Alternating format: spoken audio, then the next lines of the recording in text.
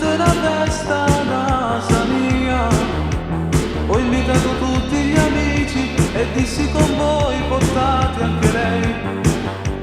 Era tempo, sai, che io cercavo di parlarti e piano piano poi ti sussurrai ti amo e t'astringiste forte a me.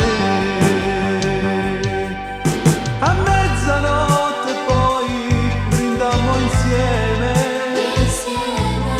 al nuovo anno, al nostro grande amore.